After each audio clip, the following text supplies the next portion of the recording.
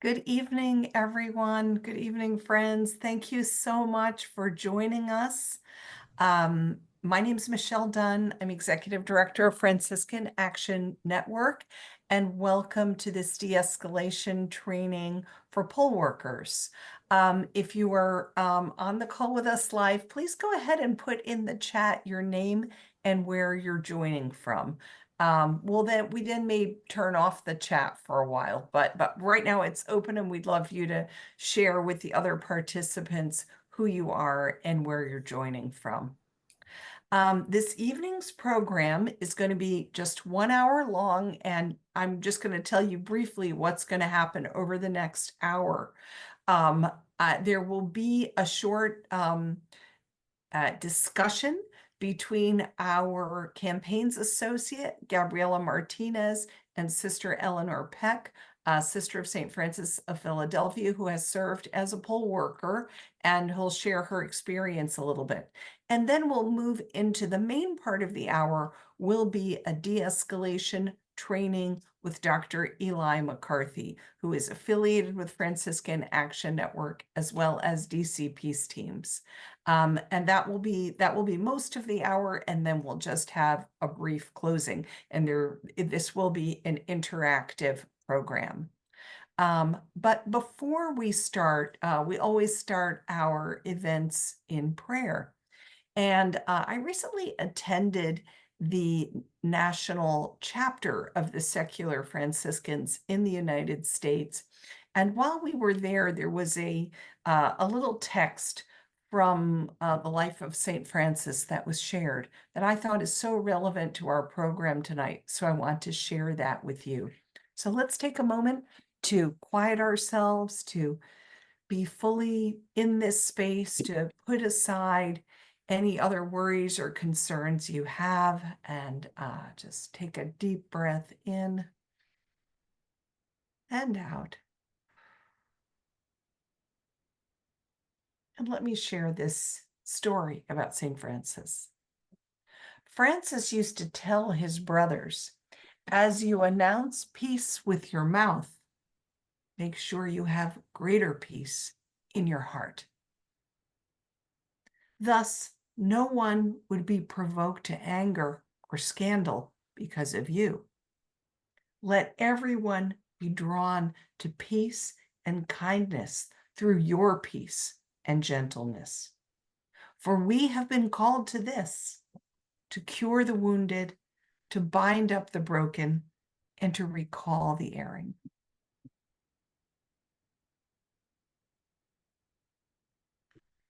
So with those thoughts from St. Francis, I'm going to turn you over now to our Associate of Campaigns, Gabby Martinez. Hi, everyone. So good to be with you today. Like Michelle said, my name is Gabriela Martinez. I am the Associate of Campaigns with the Franciscan Action Network, and me and my colleagues have been working very hard on this to provide this poll worker and poll chaplain initiative to you. So it's my joy to welcome you here to the space today. And I'm here to interview Sister Eleanor Peck, who is a sister of St. Francis of Philadelphia, and she's joining us tonight from Phoenixville, Pennsylvania, as someone who has worked in the polls before. And so welcome, Sister Eleanor. We're so happy to have you here today to share your experience with us. And I just wanted to ask you a couple questions about your experience and how you as a person of faith relate your faith and spirituality to your poll working. And so just to get started, I invite you to introduce yourself and just let us know how you got involved in poll working and what is its importance to you as a Franciscan person of faith. Okay. Well, I got involved about 3 or 4 years ago. I've always been very interested in politics. My involvement is kind of hereditary. My parents were very involved, always. My father was a product of the Catholic Action era in during the 30s, I guess. And we were in a Vincentian parish, so Vincent de Paul and the Daughters of Charity, the Vincentian priests were a big piece of the history of our family. And my mom was a poll worker, judge of election, and my sister is now as well. So for myself, as a member of a religious community, it was kind of always frowned upon to be active politically, except when the issues of politics are so tied up with our looking out for our neighbor and being concerned about issues of justice and even lower on maybe on the scale than that, just simple tolerance. I would really look forward to getting a little bit more involved. So that's basically why I decided that yes, I can go and maybe be a peaceful presence, a tolerant presence at the polls.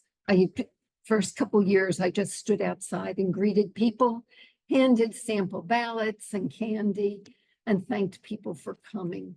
And then through the last 2 elections, I actually worked inside as part of the team that was running the whole polls thing. So you asked about the faith aspect. I would say that it's a bit of a struggle for me sometimes to be peaceful. Sometimes just my energy wants to make everything right. And I see that in me is also why other people do get violent. And I just never wanted to go there. So, so working at the polls and trying to turn my energy into something that is peaceful, it's affirming, it's promoting the common good, and saying that we also, as church people, have a role in making our society and our elections work. So yeah, thanks for that. that I might really be my hear whole spiel. I have some more follow-up questions if you're okay with that, but I really connect to what you were saying about turning that anxious energy into something productive, building the peace that way. Like, peace is an active thing, and it's part of our civic duty to help and ensure our friends are able to vote in a peaceful situation where they don't feel pressured. And so I know I've talked to you a little bit, and on kind of the same note, could you speak a little bit about how poll working kind of helped you restore your confidence in the elections and voting process? Mm-hmm. Well, I think our county is wonderful in the excellent training that it gives, first of all. And you get a chance to really get well grounded in the whole process. And you see all the safeguards that are built into conducting a fair, an honest election. Then when you actually meet the people on the team, nobody really has a sense of who's a Democrat, who's a Republican, except in a primary election in Pennsylvania, where you have to declare that so you get the right ballot. But there's an equanimity about all the relationships. Everybody is just focused on the process and focused on being cordial and helpful and making that process work well for everyone.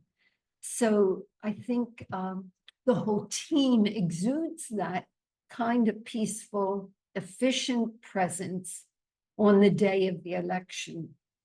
And nobody alludes at all to any kind of partisanship. When you're outside, you're offering people the sample ballots and you're greeting everyone. But when there's a downtime, as there probably will not be in this election, you are cordial and chatty with people who are handing out other ballots of the opposing party. Knowing all of the safeguards that are built into the vote and to that whole process, it helps you speak to anyone with some kind of awareness and knowledge about the safeguards that are built in. And I think that that sets a tone of more trust in the election. Everything's not getting questioned. And that's probably the biggest thing. You have a sense of affirming their trust in an election. Doesn't Yeah. get to be a big problem in the areas actually where I'm working. Mhm. Very few people are antagonistic or, disturbed when they come into the polls. But a few people have questions. Does this really count? And so you were able to explain to them.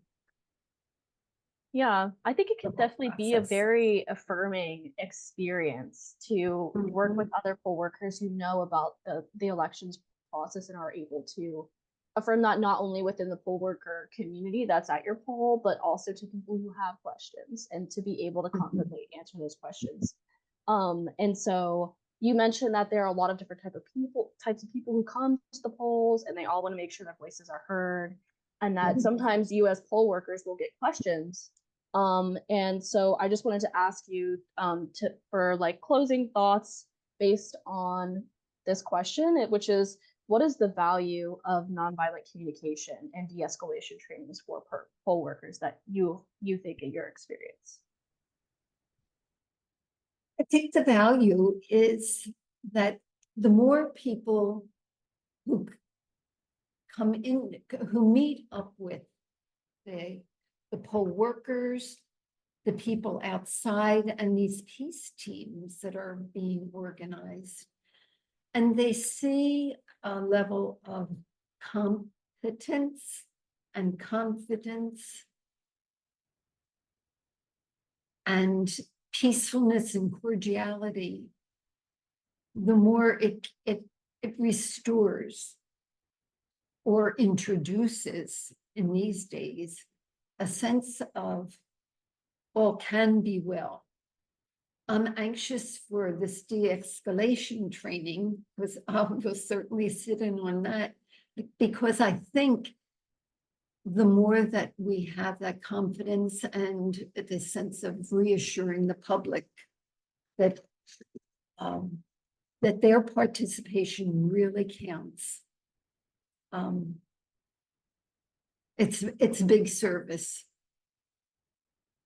You get a sense of getting in return to anything that you put out, any kind of exchange. You have that sense of people being affirmed and happy that they came out to vote.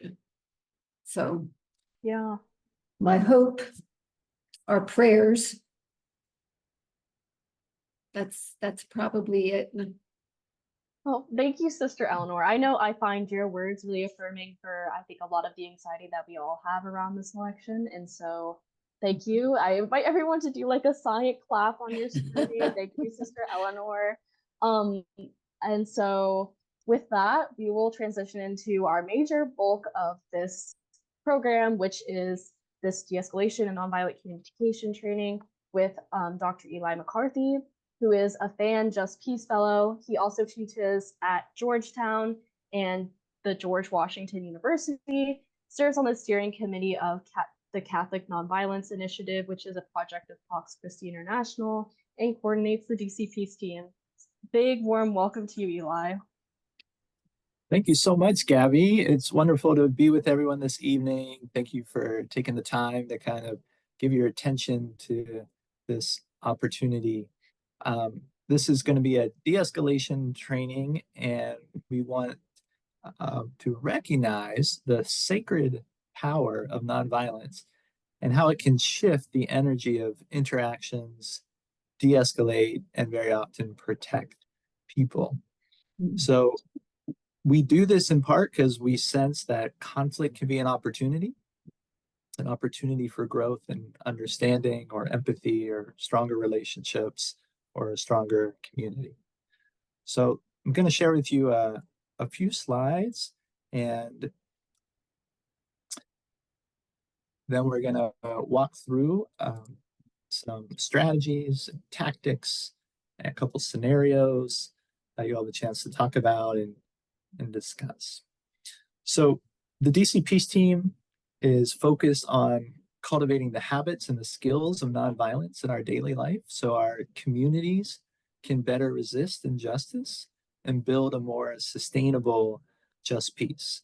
We have 3 basic program areas. One is nonviolent skill trainings. So tonight it's de-escalation. We also do trainings in nonviolent communication, restorative justice, anti-racism, trauma awareness, and unarmed civilian protection, which is the deployment of teams or units to events or demonstrations or longer term neighborhood situations to prevent violence and build empathy in those contexts. And then thirdly, we offer restorative justice circles and processes for harm or conflict and to help heal that harm. So if you want to find out more, check out our website, dcpeaceteam.org. You can sign up for an e-list and kind of get updates on trainings and other opportunities.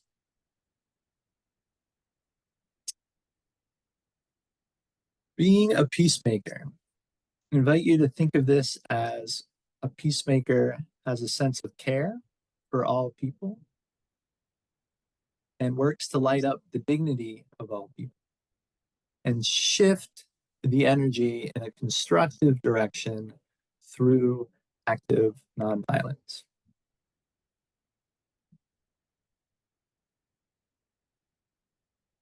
So some goals that you can consider when doing de-escalation. Number one is how can we rehumanize the parties involved, particularly if there's a person being harassed?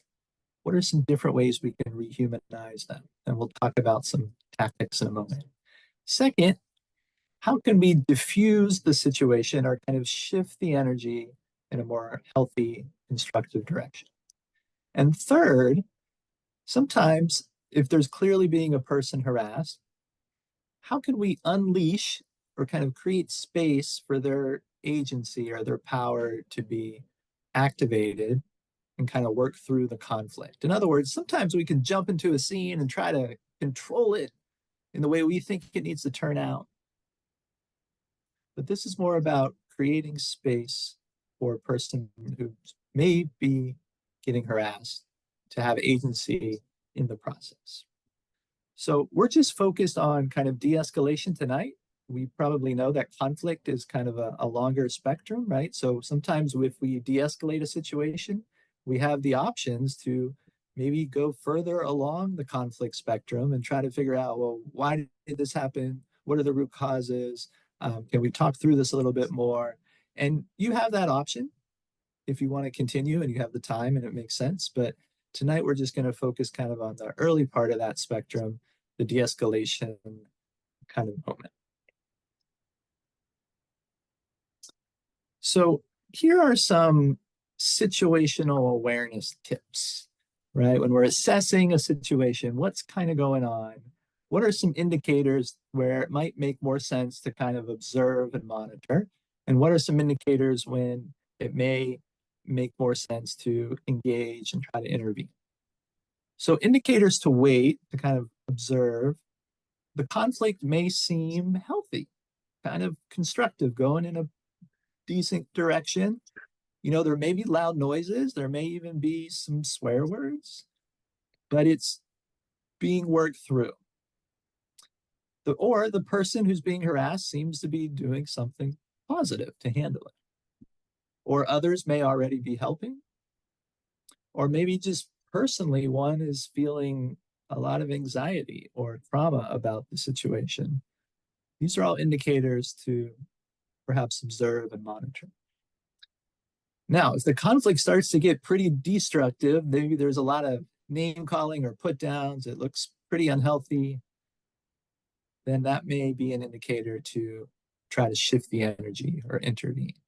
Or the person who's being harassed seems quite afraid or anxious, or they're asking for help, or nobody else is helping, or physical posturing is kind of intensifying, or even physical harm may be occurring.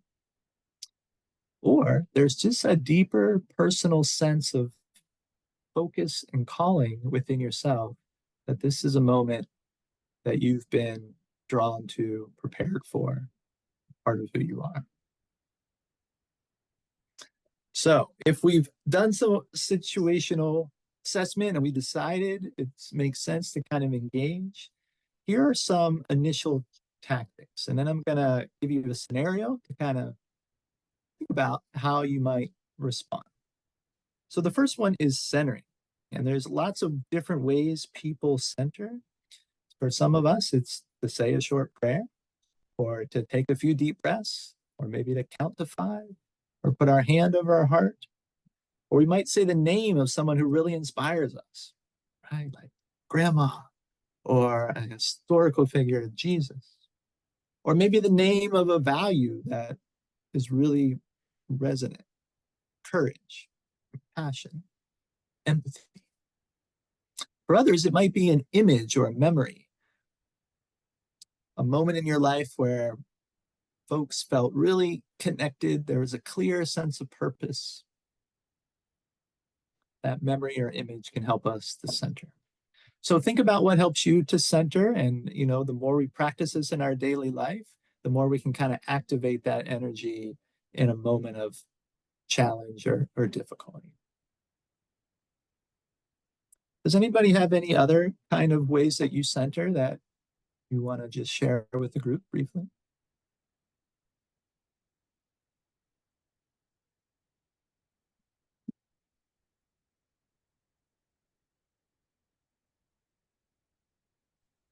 Okay. Well, think about what kind of works for you. And deep breaths, couple of deep breaths.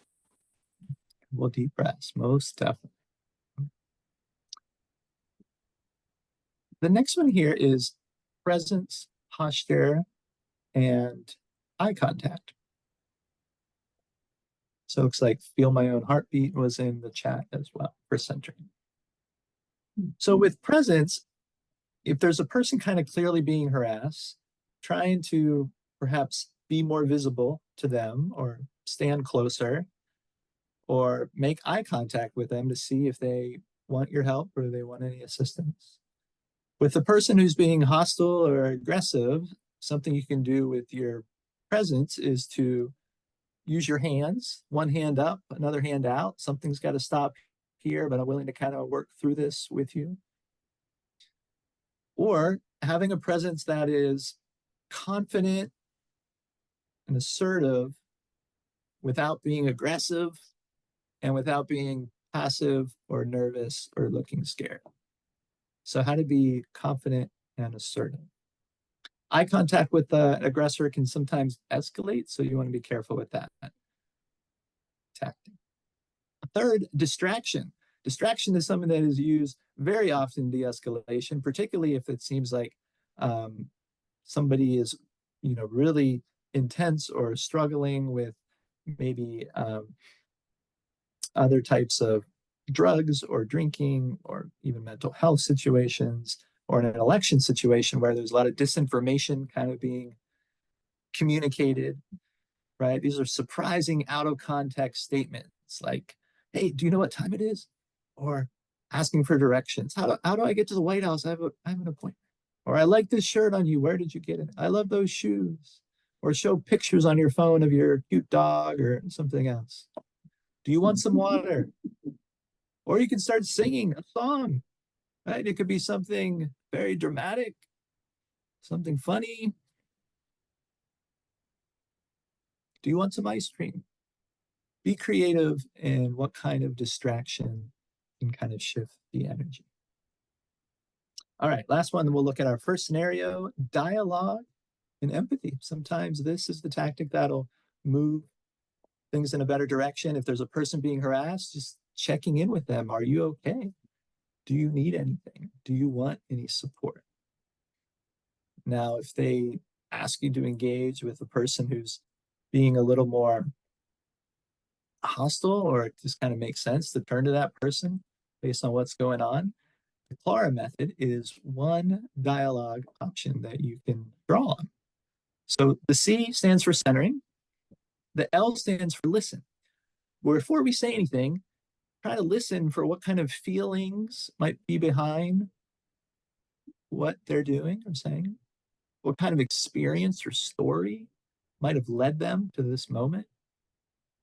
Or what kind of need, particularly unmet needs, might be behind what they're saying or doing. So most of what we say and do in our lives are strategies to get different needs met. And we may or may not be aware of these, but in this context, it could be a need for being heard, a need for respect, belonging, clarity, safety. We'll send you a whole needs chart after the training where you can kind of get familiar with the different range of possible needs. So after we've listened for a moment and tried to pick something up, then we may say something out loud. This is the acknowledge, or we acknowledge a feeling or an experience or a need that we're kind of sensing. It doesn't mean we agree with what they're saying or what they're doing, but we're signaling to them we sense their dignity. As Christians, they're made in the image of God. And to see if that kind of shifts the energy. And then if we get a bit of a shift, we can go more to the respond with an open-ended question or maybe a proposal about what we suggest, what kind of action. I'll give you an example of those here in a moment. And then add, if things really simmer down, you may add further resources like, hey, can you should check out this church nearby, or go to this website, or read this book, or watch this documentary, and so forth. So let's look at the first scenario.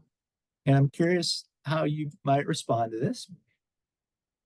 So I'm going to read it out loud and be thinking about what kind of de-escalation approach you might take, whether it's Clara or maybe some other tactics.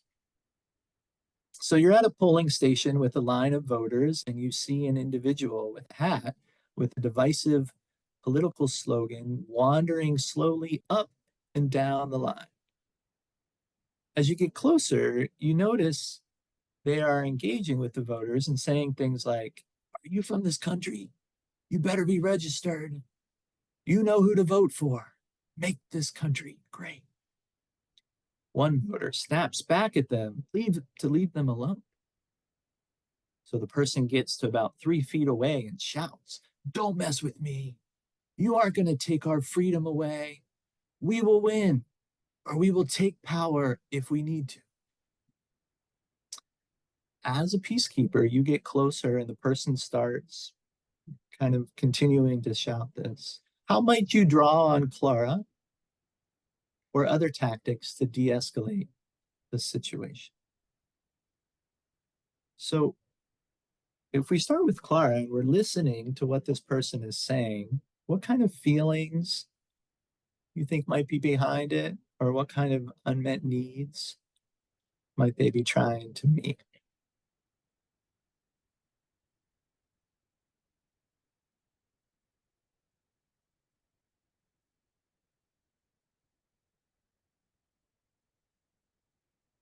So for example, if some of the feelings could be frustration, feeling skeptical, feel anxious. Right? Some of the needs might be a need for honesty or consistency. So if we were to acknowledge something out loud, we might say, I hear you, I sense your frustration. Here you're hoping for some more consistency with our country, maybe freedom in your experience. And if things kind of shift, the R for respond might be, I can't hear you clearly when you're shouting. I'd like to hear what you're saying. Will you stand over here with me so I can hear you better? Or you're really important and I would like to understand better what might be helpful. Would you share that with me rather than them harassing another person? Or I wonder how the person they're harassing, I wonder how they feel with you shouting in front of others. Or I wonder if they're feeling some desire for choice or participation. So those are some different ways to draw on Clara, but you may try other tactics like distraction and so forth.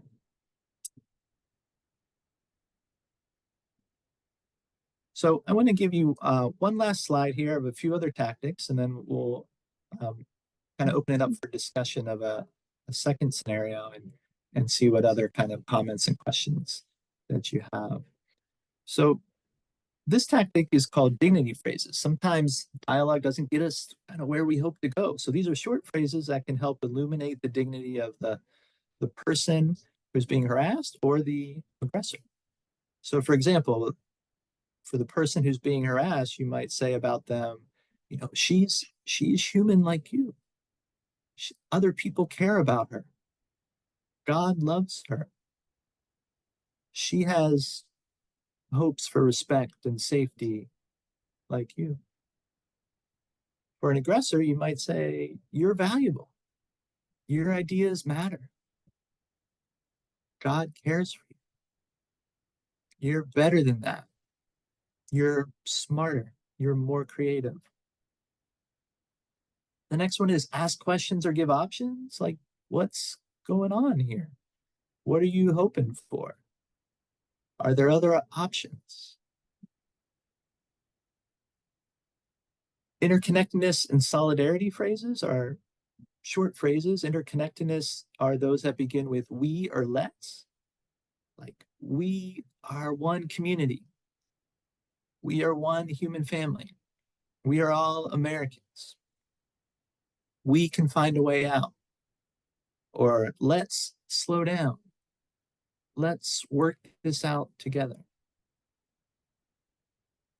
Solidarity phrases are short phrases that share a kind of struggle or even suffering.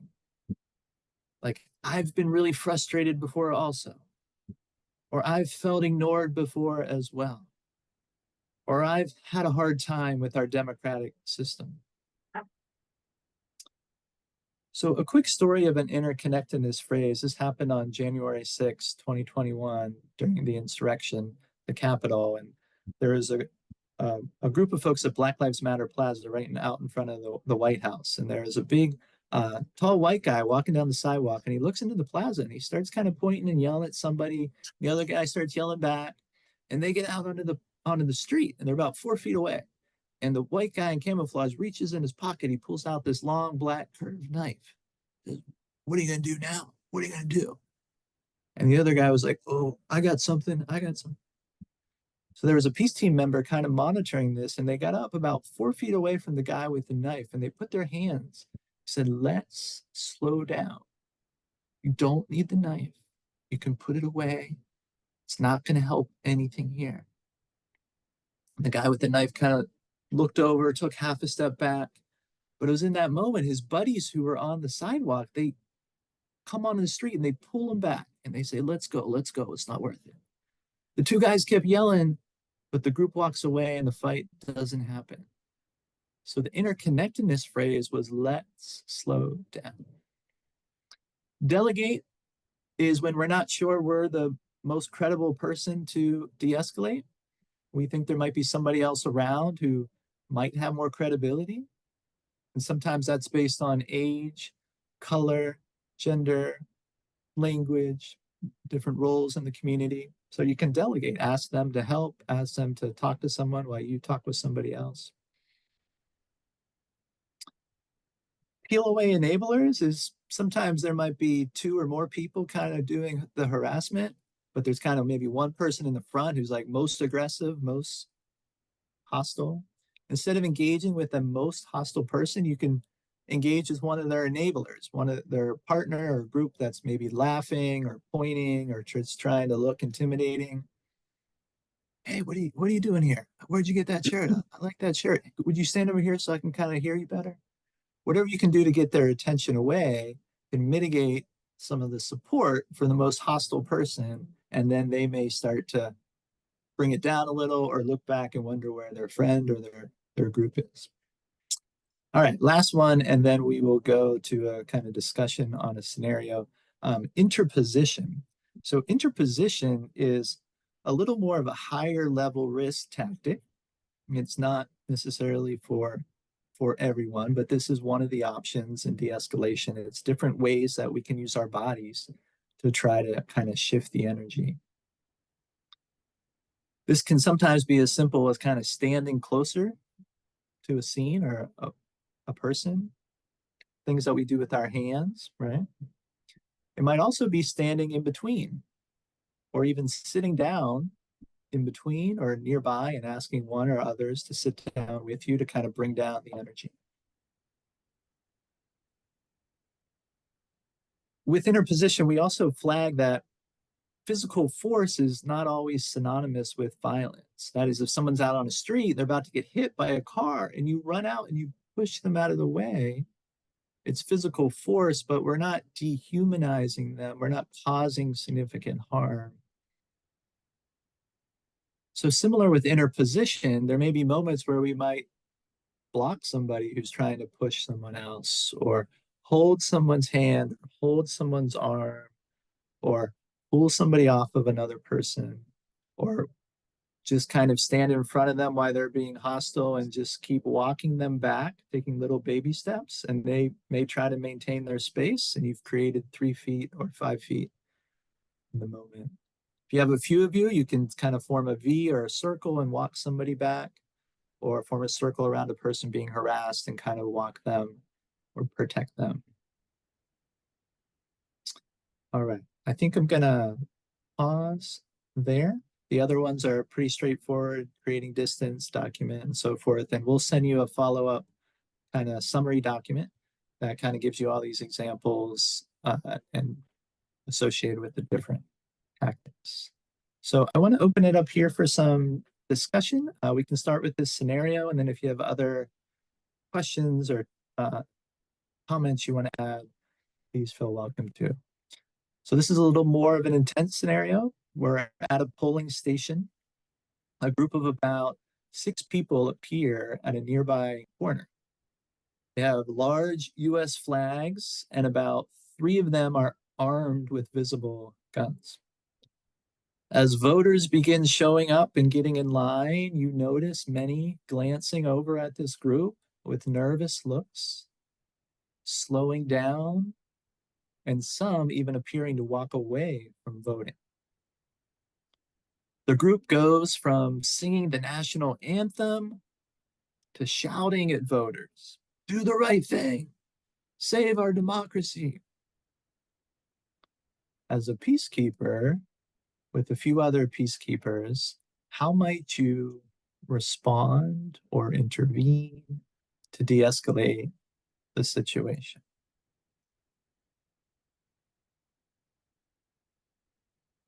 So the floor is open. If anybody has any thoughts about how you might respond.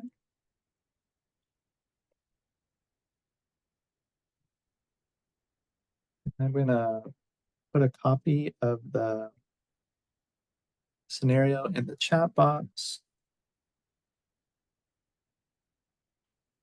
while you're thinking, but feel free to unmute and share some thoughts of what you might do.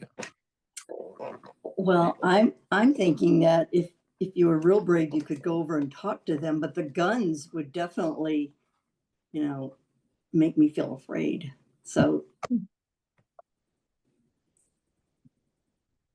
yeah, I would agree. I would think that if guns are shown, it's probably time to call the police or somebody that might be better equipped to form a peace corridor. would encourage people in the line to sing "God Bless America." Um, softly, not so much in response, but as a real, not an antagonistic response, like we can sing louder or better than you, but to really do it kind of prayerfully. Most people who seem to be very demanding that we do the right thing do have a lot of respect for God and respect for people's individual wishes. So that you're kind of half joining their desire for good to flow out of the election. Differently defined, maybe, but still good. Yeah, thank you, Sister Eleanor. So we could focus on the other voters as one option, right? The people who are in line. Yeah. Either you could ask them to sing, maybe offer them support, stand near them. Other thoughts?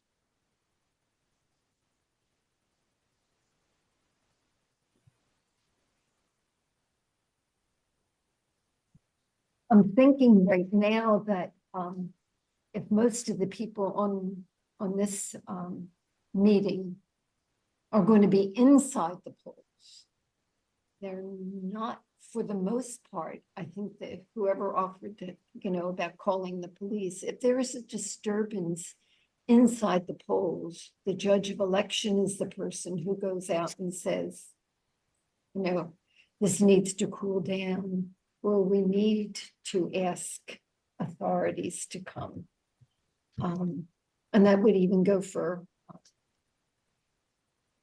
they call poll watchers. They have to have a certificate. They have to present themselves as watching the innards inside the polls working, so that you don't run into this. However, big prayers for the people who are maybe poised to face these kinds of scenarios.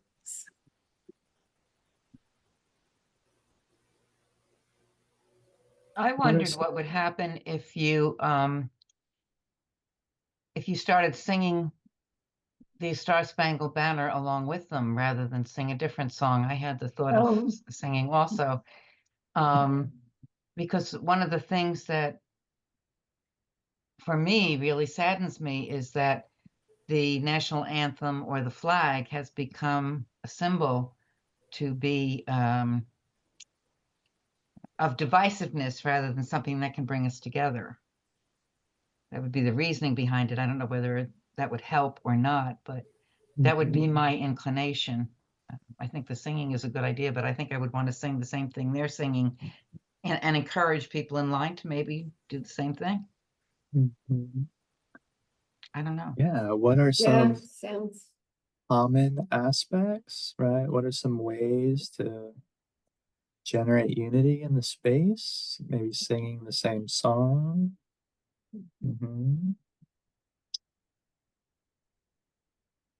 I'm thinking also too, like if someone was specifically like aggressively singing the national anthem, you could kind of just like wave peace signs to the beat or something. I don't know. Just sound like kind of like diffusing the situation, like Sister Kathleen mentioned, like kind of like bringing your own peacefulness to that space can help to like kind of get away from like kind of the more destructive intent that people might have.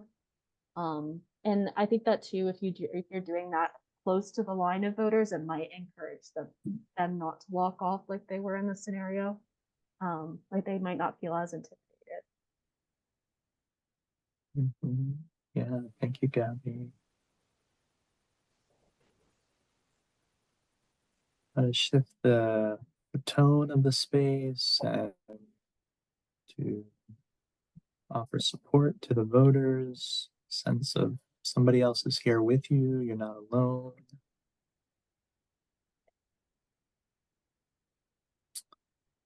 One of the challenges to consider, or one of the considerations when calling the police, is that it normally brings in more weapons to the situation, right? So you run the risk of an escalatory dynamic.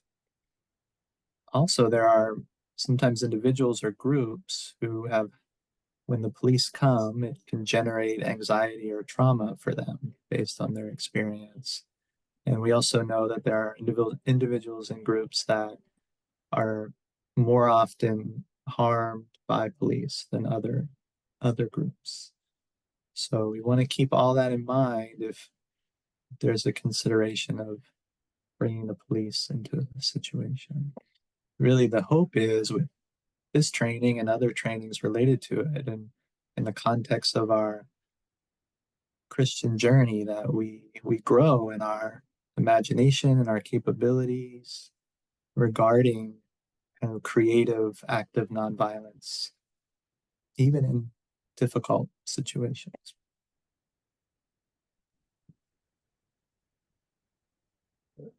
Eli, I thought of one other thing. This is Mervyn. I think in the scenario, you said that we are part of a team. If I'm not mistaken, there's more than one peacekeeper or one de-escalator. So how do we look at, some of what was mentioned earlier?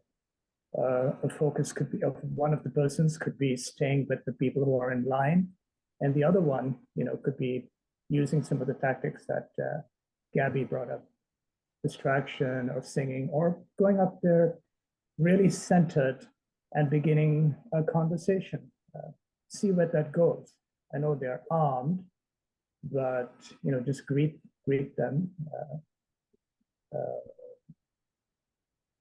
And maybe that sense of centeredness in itself will introduce a different energy. But I think the key thing is that you're not alone in the situation. There are other allies there. And also viewing the people in the poll booth, like Sister mentioned earlier, the person in charge there is also an ally. So who is in this situation that can be. And of course, you're there earlier, so some of those relationships are already being built.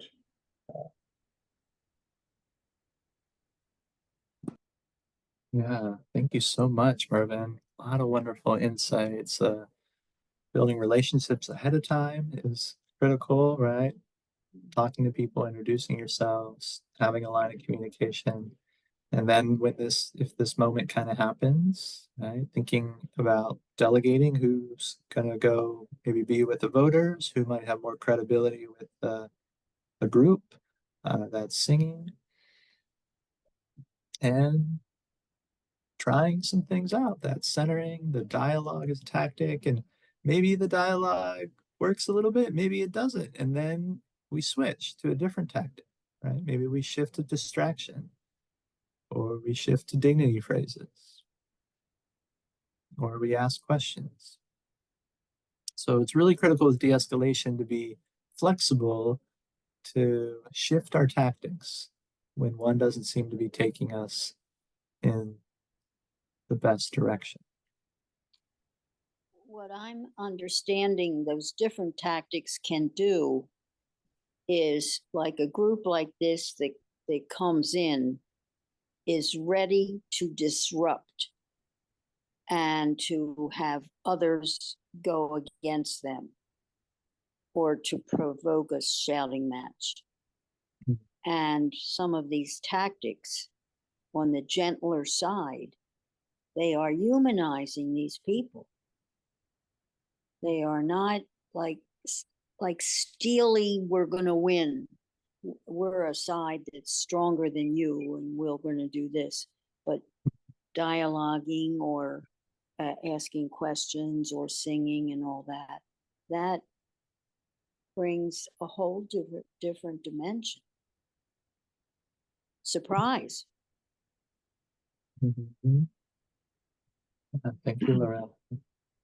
Yeah, Sister Loretta, I was thinking along the same lines of humanizing those people. Like I was thinking, what if I had come with a bunch of home-baked chocolate chip cookies and I went over and just started offering them each one, or, or cups of coffee or something, Mhm.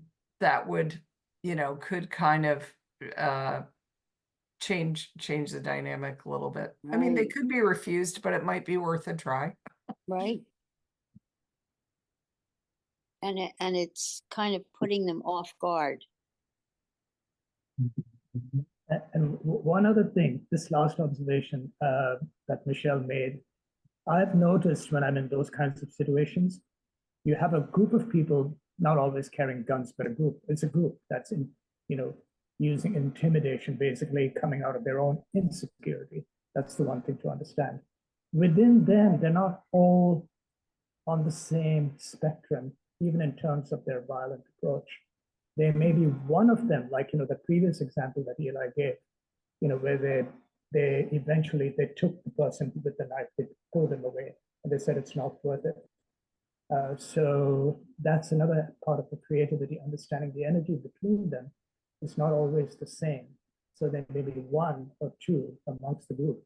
When you take that approach of either offering a cookie or singing a song, you might be diffused in terms of that person's energy. And then you could work with that.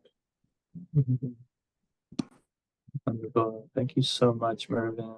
Michelle, good creative insights. Yeah, cookies, having candy in your pocket, pieces of gum. I think those are all some possibilities. All right, we have about 5 minutes left, so I'm gonna hand it back for kind of our closing moment. But I just want to thank you so much for jumping on and engaging in this really important work in this process of um, contributing to a safer environment for our community. Thank you, Eli. Thank you, Sister Eleanor. Thank you, Gabby. I've learned a lot, as I always do, no matter how many times I take these de-escalation trainings, I learned something new. I want to thank all the participants for signing up to be poll workers, people of faith as poll workers. We think is a really important positive dynamic for this year's elections. And we'll be creating some more opportunities. One is after the elections, we're going to create an opportunity for you to come on and share with each other what your experiences were like as poll workers. And we may include in that the poll chaplains as well, which are a separate group. So we will create that. The other thing is we are going to hold something about a week before the elections where we can get together and pray for peaceful and free elections, and also discuss the whole issue of sources of information after the elections and where we can all turn for trusted, unbiased, nonpartisan sources of information after the elections when things might or might not get a bit confusing. I also wanted to remind you all, next week we are having our Franciscan Justice Leadership Conference, and there is an online option on Sunday, October 13th. And during that, there will be a nonviolent communication training by Eli and Mervyn. That'll be a little bit different from what we did today and a little bit more extensive. That's part of that half-day program. So we'll send you these links in the follow-up email for you to register for that conference if you're interested.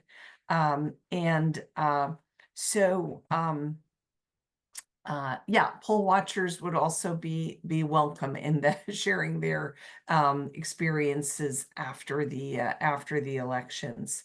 And so I'm going to close us out this evening with another little prayer, and this is to kind of send you off as you go towards your training as a poll worker, and then your actual, I know some of you may be beginning in the not too distant future if there's early voting in your area. And so I'm going to send you off with one of my very favorite Franciscan prayers, which is the blessing of Clare of Assisi, which she wrote in one of her letters to Agnes of Prague.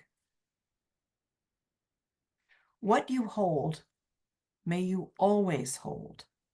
And what you do, may you always do and never abandon. But with swift step, swift pace, light step, unswerving feet, so that even your steps stir up no dust.